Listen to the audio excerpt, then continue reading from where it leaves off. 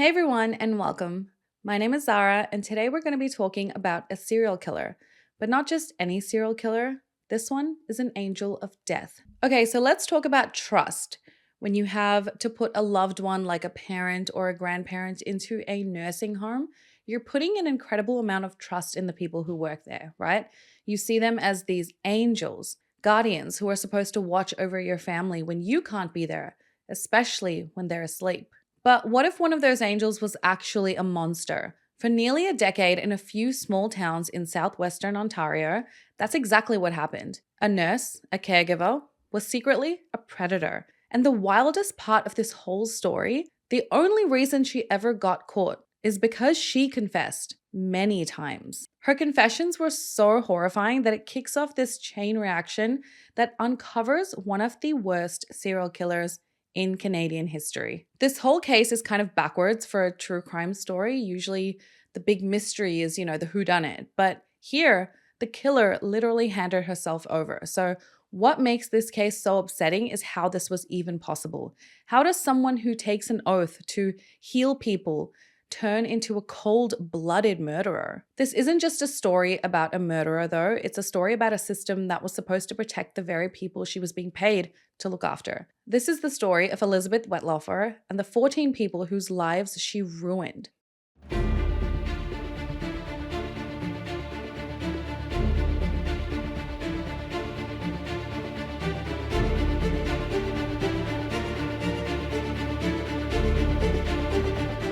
If you're new to the channel, my name is Zara, and if you're as fascinated by the world of true crime, then you are definitely in the right place. Here, we dive into different cases, trying to piece together the puzzles. If that sounds like your kind of thing, make sure you hit that subscribe button and join our awesome community. And while you're down there, if you could also smash that like button, it honestly is the best way to help the channel grow and for more people to hear about these important stories. And don't forget to share, I appreciate it so much. To continue the convo and get a little bit more personal, consider becoming a channel member. Your support helps sustain the channel and you get instant access to our private Discord server. Over here, we talk about all things true crime, brainstorm theories, and just chat and hang out with a community of people just like you. So just click the join button below the video if you're interested. Also, you guys have been giving me so much love in the last two videos about my natural hair, my curly hair. And it's just kind of crazy. Like for years, I used to be so insecure about it and I still kind of am. I don't really know if it suits me, but you guys seem to think it does. And I'm still kind of like learning how to style it. And I've been straightening and curling my hair for so many years. It's kind of like taking me a while to get used to it. So now I'm kind of like, you guys probably wanted curly hair in this video, but obviously that's not what we have today. But yeah, I just wanted to say thank you. You don't realize how little things like that, just someone saying, your natural hair is nice. And that sounds stupid, but honestly, I've struggled with it for years because I feel like it's just so random. Like I have such curly hair, it's crazy. Yeah, just comments like what you guys have been leaving just makes me feel a lot better about it. It makes me feel a lot more confident. So thank you. I'm gonna try and do it a lot more now. All right, this case is bizarre and it takes place over many years. So grab a snack and a drink and let's get into it. Going back to the very beginning, Elizabeth Tracy May Parker was born on June 10th, 1967 and grew up in Woodstock, Ontario, which is a pretty quiet farming town. On the surface, her childhood seemed pretty normal. She lived in a middle-class home with her parents, Doug and Hazel, who were super devout, fundamentalist Christian types. Her brother Robert and her rode horses in the meadows behind their brick home and played in the fields with their friends. Her dad was a pretty big deal in their local Baptist church, and from what some people have said, he was also a really controlling guy at home, and he was very strict. He preached at the South Zora Baptist Church, with most of her aunts, uncles, and cousins attending the same church. Elizabeth's mom and dad pretty much dictated how she was supposed to live her life. She was supposed to be quiet and essentially invisible and only speak when spoken to. She was told good girls are seen and not heard. And as a little kid, that's a pretty hard way to live. Because of this, she didn't fit in at school. She got picked on and bullied a lot. From her name, which to me sounds like a pretty normal name, but kids would call her Little Bethy Parker, and that really bothered her. Kids would also make fun of the way she looked, and they would call her fat and ugly. And man, at that age, how can it not affect you? Even when she was a little kid, you could see that she was trying to find ways to have some control. When she was only 7, she got sick of kids teasing her and calling her Little Bethy Parker, so she made everyone start calling her Beth with an extra E at the end, which to her made it sound more French. It seemed like a small thing, but it's like her way of taking back control, which sadly came back later in the most horrible way possible. Things got even more complicated after high school. She went to a Bible college in London, Ontario to study counseling, but she just couldn't get away from her dad. Her dad kind of like would watch her and keep an eye on her at all times. He actually took classes with her, supposedly to keep an eye on her, because he thought she had lesbian tendencies after he found out she'd asked a girl out in high school. Now, Beth wasn't just this wallflower after being bullied for what seems like many years. She obviously would fight back at times. One boy made fun of her weight and haircuts, so she pulled the fire alarm at school and said that he did it and tried to get him in trouble by blaming him. Now, her father was right about his daughter's lesbian tendencies because Beth struggled with her sexual identity throughout high school. When she was 14, she tried to kiss a girl in school, and when she was rejected, she went around telling everyone that it was that girl that actually tried to kiss her. But by her teens, Beth knew that she liked women. But since she was a little girl, her parents instilled in her how wrong homosexuality was, how it was seen as this horrible sin. She had seen people from their local church being kicked out of the church for being gay. So this was traumatizing, and she felt pretty ashamed. But while studying at a Baptist Bible college, Beth went to a gay-friendly church with a girlfriend, and her parents found out, and then she was also kicked out of her college. So due to this, her extremely religious brother, Robert, stopped speaking to her. Her parents, however, basically refused to believe that their daughter could be bisexual or be gay. It was around this time that she apparently agreed to try conversion therapy, which is just a horrible, psychologically damaging practice that could have only made her feel worse and more alone. I mean, who actually thinks A, this stuff works, and B, that this is healthy? If you don't know what conversion therapy, think of it this way. It's a really messed up and harmful practice in forms of physical or emotional therapy that tries to fix or cure people who aren't straight.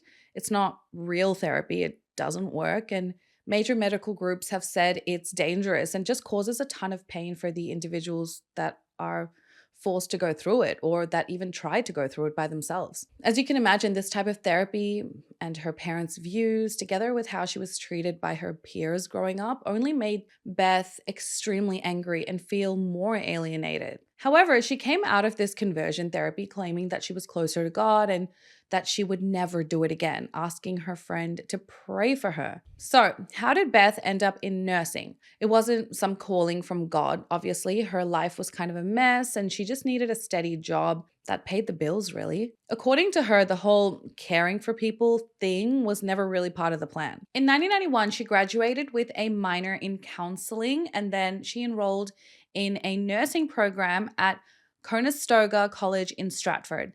She did really well. She got straight A's and she got her nursing license in 1995. And then the trouble started almost right away. Her brother and her somewhat reconciled, but never fully. And because Beth still struggled with this internal battle about her sexuality, she began to drink a lot and dabble in drugs. She began working at the Geraldton District Association for Community Living, which offered care to the developmentally challenged, and got a second job at another assisted living facility, sometimes working 20, 25 consecutive hours at both places at a time. Just a year in, while she was working at Geraldton, she got caught stealing tranquilizers and being high on the job. I mean, that's a huge deal. She began taking drugs from the hospital's medication room, Ativan, Valium, even a dose of morphine refused by a patient. So I was watching her explanation of how she actually stole these drugs, and she basically said whatever dose that was meant for the patients, she would give them a laxative instead, and then she would pocket the medication, the drugs.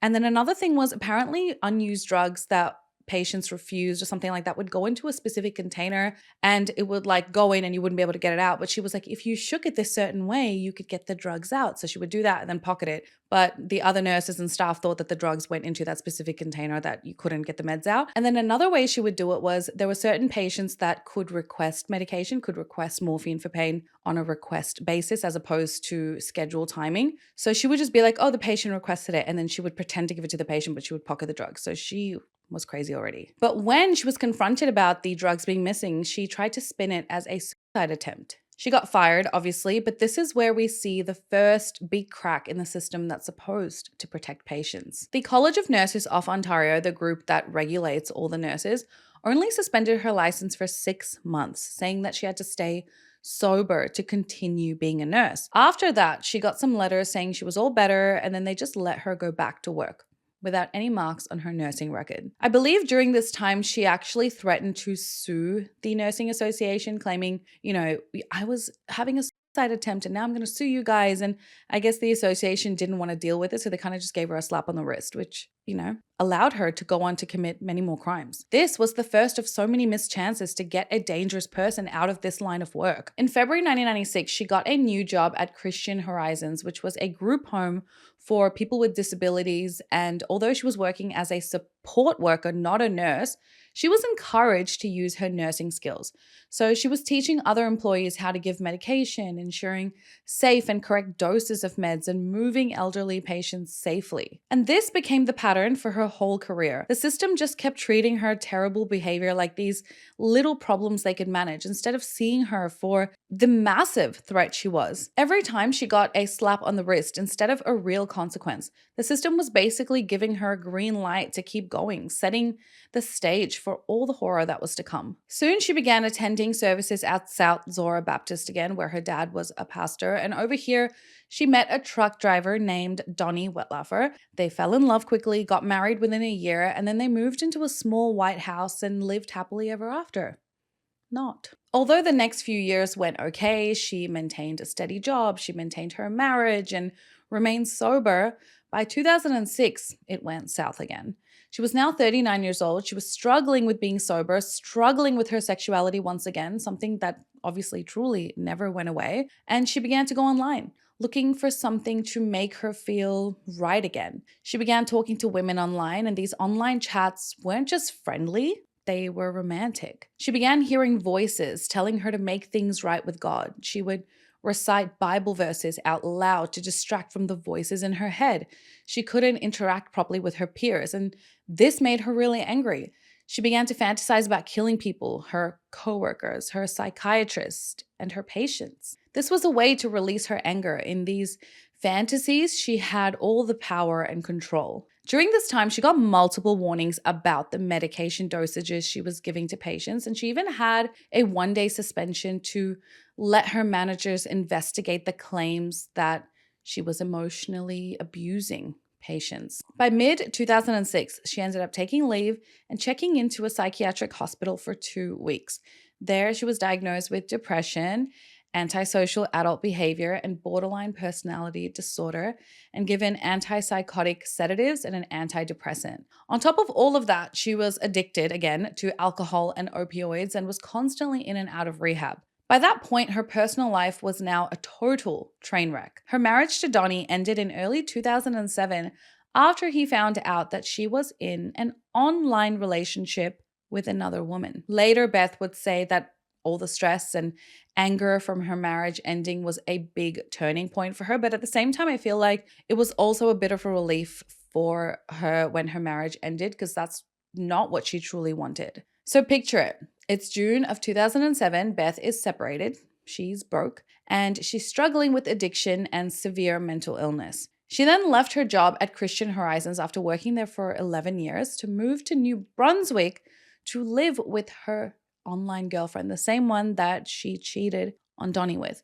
But then her girlfriend decided to move to Woodstock, where Beth lives. So Beth moved in with her girlfriend and her 2 teenage kids, and the 4 of them lived as a family. However, her girlfriend had Parkinson's, so couldn't work. So Beth was financially supporting all 4 people. And it's right at this moment, her absolute lowest point, that she gets a full-time job at the Caress and Care long-term home in Woodstock, mostly working the night shift. Beth was hired immediately and now responsible for 32 people during her daytime shifts, and at night, she was responsible for all 163 patients, with only 1 other registered practical nurse working alongside her. Beth gave patients their medication. She changed their dressings. She spoke to their families. She processed doctor's orders. She did the paperwork and supervised other nurses and addressed any issues in the facility. All the pieces were in place. The predator had now found her hunting ground.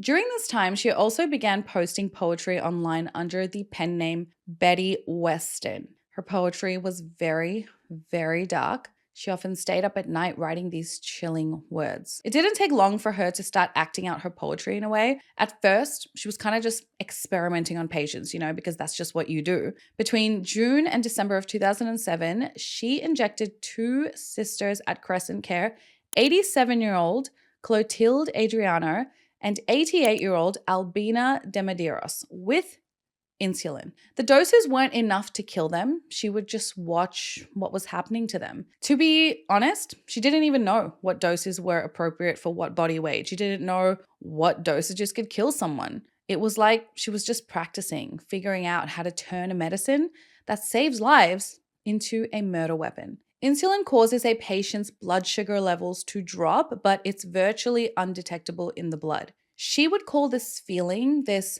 wave of anger and power that came over her when she was injecting patients, the red surge. Her targets were usually patients who had dementia because they couldn't fight her or remember anything to report her. When injecting them, she would tell them that she was giving them vitamin shots. How sick is that? But colleagues would say she was very kind to her patients. She would bring them treats like pies on their birthday. Is that kindness though, or is that guilt? Now, if you've never met someone with dementia, and I feel like a lot of us have, my grandmother had dementia. I've known people with dementia, and it's honestly a very, very, very hard disease. It's very sad. It's very hard to deal with. And that's why a lot of them go into care homes, because it's really hard to care for them, especially if you have a job and your own kids and everything. It's very hard. It can be dangerous. Some of them can get violent because they don't remember. It's not intentional.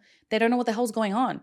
And it's one of the saddest ways for your life to end. Imagine living a whole life and then just not remembering it at the end of your life. Like, what did you live all that life for? It's one of the saddest, worst ways to go. And the fact that she targeted these people is sick. Her first actual murder took place on August 11, 2007. That day she worked a double shift, which began at 3 p.m. and was due to end at 7 a.m. The victim was James Silcox, an 84-year-old World War II vet. During this shift, she claimed she got incredibly pissed off when James began yelling. She said she just got that feeling inside that it was his time to go. She also threw in a claim that he had touched other nurses' breasts inappropriately, but there's no proof of that, so I don't know if that's true. But that doesn't mean she should kill him. The red surge came over her, so she went to the medication fridge, she grabbed insulin cartridges and loaded them into an insulin pen. She then injected this into James in the middle of the night. James Silcox died at 3 a.m. Beth was the one who filled out his paperwork and called his family.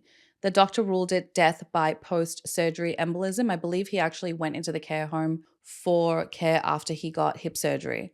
And I believe he was only there for like a week. After his murder, Beth said she was a total mess of emotions. She could kind of sleep that night, a little bit restless. She felt awful, but at the same time, she felt like a pressure lifted from her emotions. That Halloween, she came dressed as the Grim Reaper. Just a few months later, in December 2007, she killed again.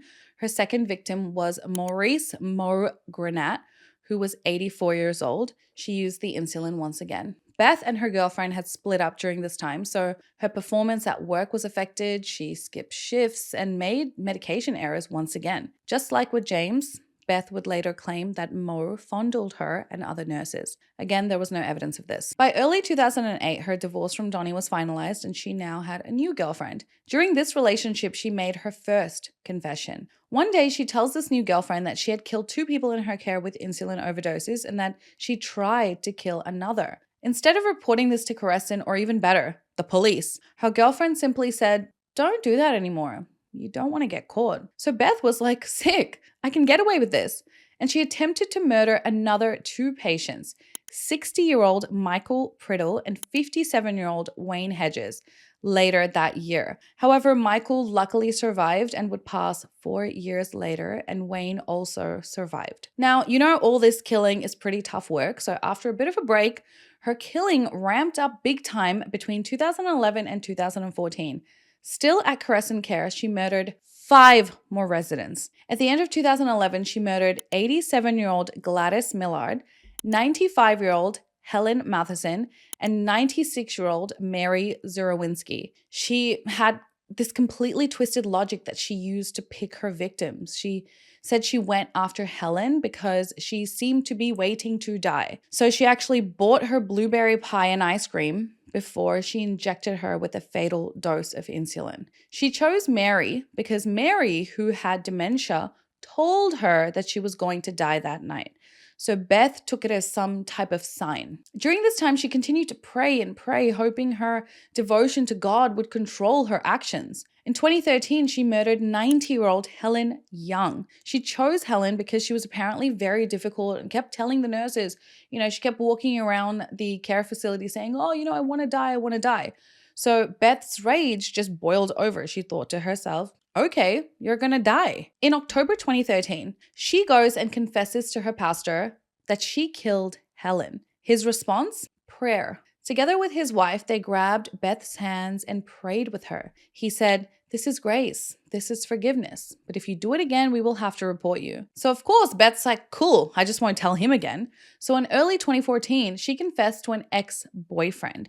She even told him how many patients she killed. His response, again, because why would he call the police? It's not that serious. Instead, he said, why don't you just stop being a nurse? Why don't you just change your job so you don't have the opportunity to kill people anymore? So what happened next? Yep, she killed again. In March of 2014, she murdered 79-year-old Maureen Pickering. Her reason for attacking Maureen was maybe the most messed up of all. She described Maureen as a handful. She claimed she didn't actually want her to die, but she was hoping an insulin overdose might change her brain waves or make her less mobile, less hard to handle. So basically destroy her brain. She was literally using medicine as a weapon to solve what she saw as a workplace problem. It's insane. It was after these killings that she started hearing what she called a laughing feeling, a sound she described as cackling from the pits of hell. Just days after murdering Maureen Pickering, Beth was fired from Crescent Care.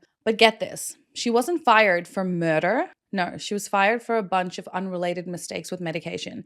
Now, I'm curious if this was due to the amount of insulin that kept vanishing on her night shifts. I'm curious if it had to do with the amount of deaths that was happening on her shifts. But I found that she gave a wrong dose to a patient and caused them intense pain. And it seemed like it was more due to dosing errors. So it makes me think, was she purposely misdosing patients in other murder attempts? Because if not, how dumb are you? And in another massive failure of the system, the Ontario Nurses Association helped her negotiate a deal where she could just escape liability quietly and put this dismissal as a voluntary resignation on her record. They even secured a $2,000 settlement with a letter of recommendation. Her record stayed completely clean, which meant she could just go get another job and kill again.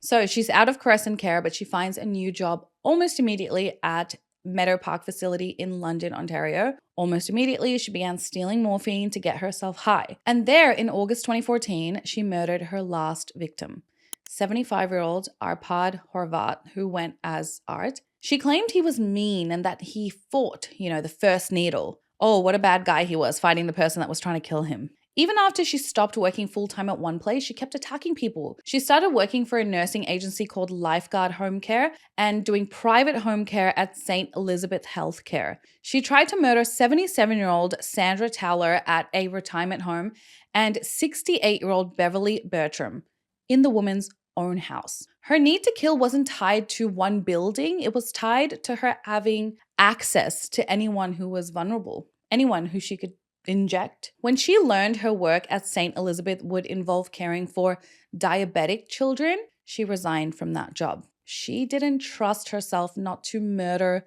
children. Sick woman, but thank you, God. She was just coming undone at this point, hitting rock bottom. She would go to a neighbor's house and beg for some pills because she was suffering from morphine withdrawals because she couldn't just steal it from work anymore. The neighbor said she was shaky, stressed out, and she didn't look the same. She looked sick. She was. Her whole career at this point was just unbelievable. For a woman that was clearly not with it, was not in the right mind to be looking after people who needed care, and yet she cared for hundreds of patients. It's not just about what Beth did, it's about how many people she told and how they all basically did nothing. Long before she ever hit rock bottom, she was trying to confess. over and over again. So to quickly go over all her confessions, right? So in 2008, she told that ex-girlfriend that she'd already killed 2 people. And what did the girlfriend do? She didn't call the cops. Then between 2009, 2011, she actually told a student nurse. The student nurse was actually going to report her, but Beth managed to talk her out of it, saying nobody's going to believe her and that she'd stopped doing it anyway, so no need to tell, blah, blah, blah. So that student nurse didn't tell anyone. And then in 2013, she confessed to her pastor. Like I said, they prayed with her. Great. In 2014, she then went to see a criminal lawyer who told her the exact opposite. Keep your mouth shut. Take it to your grave, the lawyer said. That same year, she confessed to her Narcotics Anonymous sponsor and another ex-boyfriend, and they both just blew her off, thinking she was having a mental episode or was just a pathological liar. Some of them actually laughed, I believe. Their refusal to believe her claims were probably due to our beliefs that a nurse, this person that you're supposed to trust completely, could be a monster. Her confessions were so out there that people just found ways to explain them away, pass the buck, or just flat out not believe her. This created a protective bubble around her that let her keep killing, even when she was practically screaming for someone to stop her. On September 16, 2016, she checked herself into the Center for Addiction and Mental Health. This time, finally, someone listened. She began confessing to staff at the center, and I believe to her psychiatrist in particular. The staff at the center took her confession seriously. She told them God failed her, that she killed people, and God didn't stop her. They immediately called the Toronto Police and the College of Nurses of Ontario, and around the same time, she confesses to a childhood friend named John on Facebook. She told him that somebody died at work because of her and it wasn't an accident. John said he had to notify police and that things would be hard for Beth, but it was important for her to stay strong and tell the truth. This took place on September 27th. So at this point, the police were already investigating these claims, looking into the deaths at Crescent and seeing what was linked to insulin overdoses. Beth, at this point, was back at home and even invited some neighbors, some girlfriends out for dinner. At this dinner, Beth asked if police had been snooping around at her place. And when they said yes, she said, I love police in uniform. They don't scare me at all. On October 5th, 2016, Beth sat down with police and gave them this calm, detailed 2.5-hour confession on video. And that tape, not some brilliant detective work or forensic evidence, became the entire case against her. So one thing interesting to note is that after Beth gave this confession, she was allowed to go. At the end of the interview, they're like, so, what do you want to do now? And she's like, I just want to go home. I just want to have Thanksgiving with my family. I'm probably going to go back with my parents. And I just want to sleep in my own bed. I want to go out to dinner with my friends. I want to clean my apartment. And she was allowed to do this. What if she fled the freaking country? How did they let her do this? Like, I'm kind of like, if it was somebody else, hell no. They would not have let somebody else just go home. I mean, I guess they were gathering evidence. This was a confession, but there's no grounds to keep her, so she doesn't flee. It's wild. So once the police had her confession, this huge investigation kicked off. In January 2017, in the middle of a Canadian winter, they had to exhume the bodies of 2 of her victims, Arpad Horvath and Helen Matheson. It was just horrible for the families, making them go through the trauma of a funeral all over again, and not to mention exhuming the bodies. And not only that, imagine laying your family member down to rest. And in most cases, these were people's moms and dads, grandparents, and being told years later that their deaths may not have been natural. It may have been murder. I mean, how traumatizing. But the police ran into a huge scientific problem. Insulin, the weapon she used, is something your body makes naturally. And if you get an external dose, it's usually gone within about 48 hours. This made it medically impossible to find any trace of it in victims who had died years or even just, honestly, a few days prior, which, wasn't the case. Plus, they almost never do autopsies on elderly people in long-term care because they just assumed the death was from natural causes. Also, some of the bodies had been cremated, so there were no toxicology reports from the time of death. There was literally zero physical evidence. All they had was her word. And that's the really terrifying truth here. If she hadn't confessed, there would have been no crime. So on June 1st, 2017, Elizabeth Wettlaufer stands up in a courtroom in Woodstock and pleads guilty to every single one of the 14 charges. 8 counts of first-degree murder, 4 counts of attempted murder, and 2 counts of aggravated assault. Because she pleaded guilty, there was no trial. On one hand, this spared the families from having to go through a long, painful court battle, but it also meant that all these systemic failures that let her get away with it for so long wouldn't really be put under a microscope in court and brought to light and eventually rectified. So instead, the sentencing hearing on June 26, 2017 became the main event, the one day for the victims' families to finally look the woman who destroyed their lives in the eye. Since there was no trial, the sentencing hearing basically turned into this public forum where everyone could finally talk about how broken the long-term care system was. The victim impact statements weren't just about personal grief, they were these powerful takedowns of all the failures that led to their loss, which I think is obviously very important to prevent these things from happening in the future. Susan Horvath, the daughter of Arpad Horvath, was so angry she couldn't even bring herself to stand near Beth to read her statement. She talked about how furious she was at the system that let this happen. The niece of Gladys Millard talked about the pain of having to mourn her aunt twice. Once when she died, and then again when she found out she was murdered. The daughter of Helen Matheson talked about the ultimate betrayal. She said, "I placed my mother in the care of a facility I researched, never thinking she would be the victim of a despicable crime." Laura Jackson, a close friend of Maurice Granat, just called Beth a monster who should spend the rest of her life in a small box contemplating what she's done. Beverly Bertram, right? She was the only one of Beth's surviving victims who could actually speak. She had this really interesting take. She talked about the lack of compassion in the system, not just for the patients, but for troubled staff like Beth, whose own cries for help were ignored, which kind of just shows you what kind of person she was, even in her old age, even being the victim of an attempted murder by someone who was supposed to care for you, care for her, still had empathy for others. I no longer know who I am because Elizabeth Wettlaufer consumes my life. I don't understand why she was bound, bent, and determined to kill me. I get, "Oh, she's in jail, don't worry about it, it's over." It's not over. We as the victims are not weak. We need care. And that doesn't mean we don't matter anymore. When it was her turn to speak, Beth gave this really short, weirdly flat apology. She said, "I caused tremendous pain and suffering and death. Sorry is much too small of a word, and I am extremely sorry." Said she was sorry, but sorry's too late. It's already done. And there's no taking back what she did. And I don't think she's really sorry. I think she was trying to get the sympathy of the court. In my opinion, it was just utter fodder. It was crap.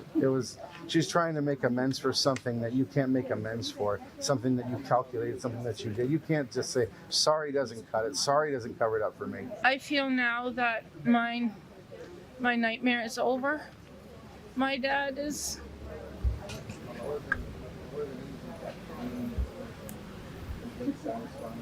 The judge, Bruce Thomas, did not hold back. He called Beth a predator and a complete betrayal of trust. He said she was far from an angel of mercy. Instead, she was a shadow of death that passed over her victims. He gave her 8 life sentences to be served at the same time with no chance of parole for 25 years.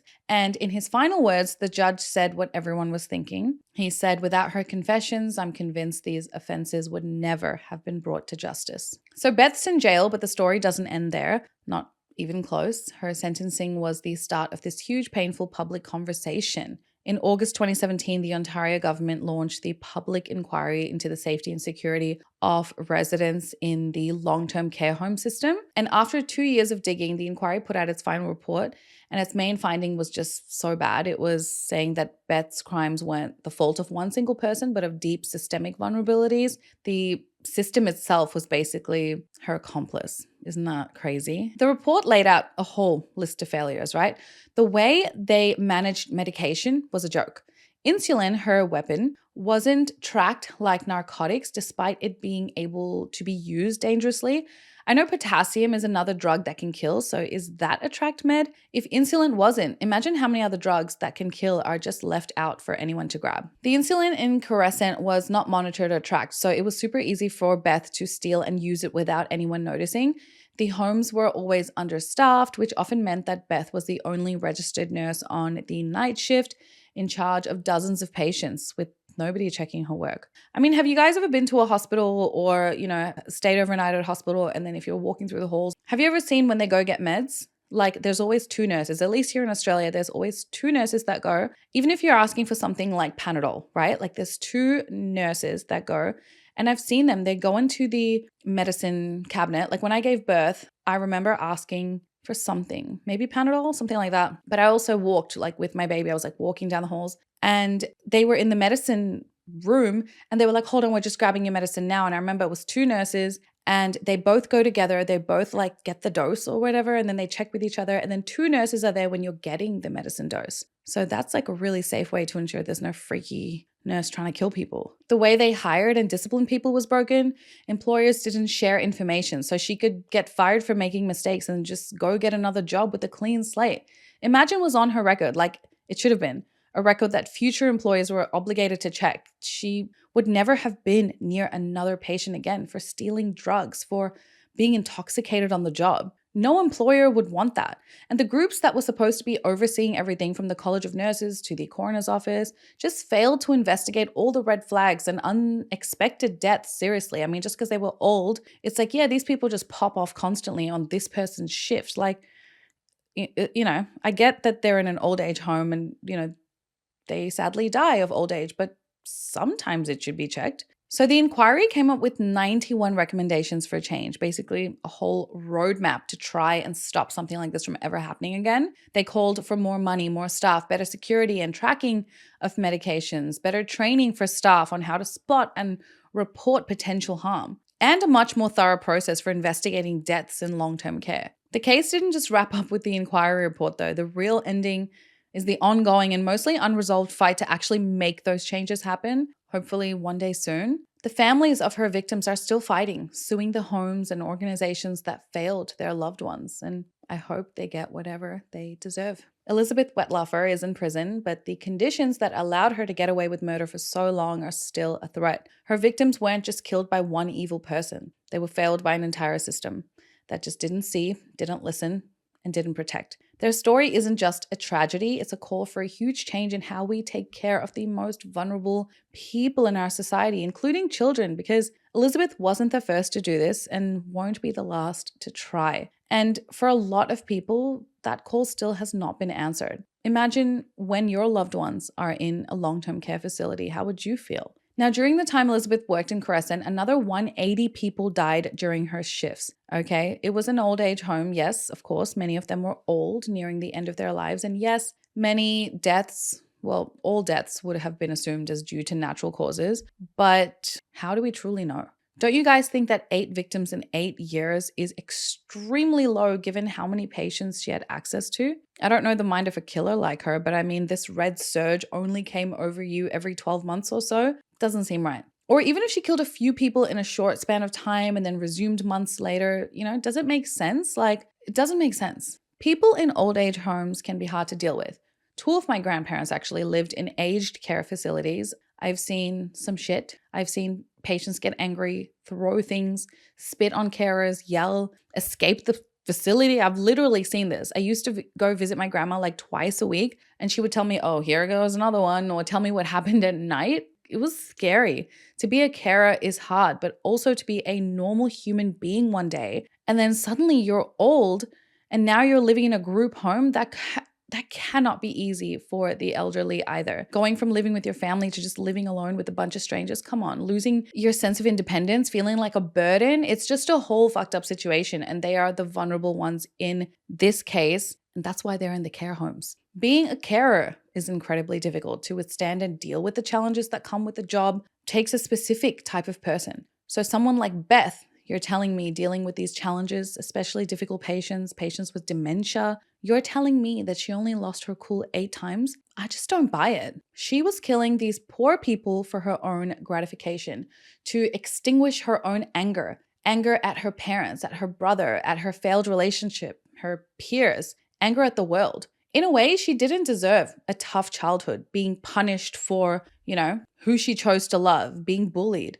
for how she looked, it's how she was born. But no one deserves that. Many of us have had shit parts of life. I know I have. I got bullied like crazy when I moved to Australia from India. Till this day, Indians are seen as a joke. Go online, it's everywhere. Many people attack people due to their race, for how they look. I've known people who literally got so bullied just for how they look, for literally being born the way they are. Life is tough, shit happens, but you don't go around killing innocent people to make yourself feel better. It's wild. Let me know your thoughts on this case down below, guys. It's wild to think that in 25 years, she could be out on parole, and she would be like in her 70s, and, would she go live in a old age home? I wonder. Can't wait to see you guys in the comments, and I will see you in next week's video. Besitos, guys. Mwah.